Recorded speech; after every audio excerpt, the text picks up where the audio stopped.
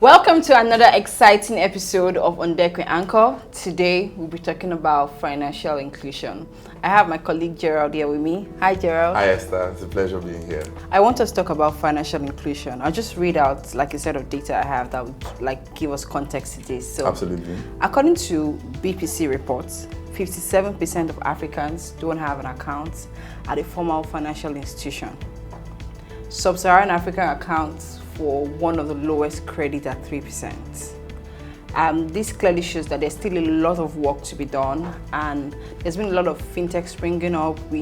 Every now and then you have people doing amazing stuff and raising money, investment, but there's still a lot to be done. So how can embedded finance significantly move the needle in driving financial inclusion on the continent?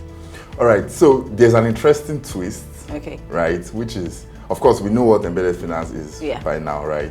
Well, you might just give us definitely, right? So that's adding financial products to everyday platforms that we interact with. I gave a couple of examples in our previous episode. I talked about e-commerce platforms, ride-hailing platforms. Yes. You being able to pay seamlessly. Exactly. After, at the point of checkout or after your ride.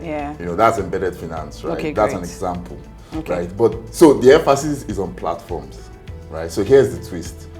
For we to have adequate penetration, right, in most of these regions that have not actually been penetrated, there has to first off be some level of digital literacy, right? Because embedded finance can only work when there is an existing platform that people interact with, right? And for people to be able... And it has to be digital. Exactly, right? So we have to have some, form of digital footprint, first off. So that means you are able to interact with a digital platform, right? And that brings a lot of emphasis on, government intervention or policies, whatever way, we can actually drive that digital inclusion. Right now, not only till we've achieved that, can we now see embedded finance actually moving the needle. Exactly, for financial inclusion. Right. So I think, in a nutshell, we can say that financial inclusion, right, embedded finance, driving financial inclusion, will ride on the back of digital literacy. So that actually has to happen.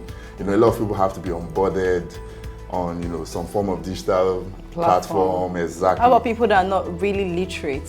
So that's a problem, and that's where education has to come in, and that's why I mentioned the likes of government actually playing a role in so ensuring it's like a 360, So everybody has to come on board. And then we can see embedded finance being able make to significant catalyze progress. The effect of That was really insightful. My takeout from this session is we need government policies and all stakeholders to work together to increase digital literacy, which will ultimately increase financial inclusion on the continent. Thank you, Gerald. And that's it on Deck with Anchor. See you next episode. Bye.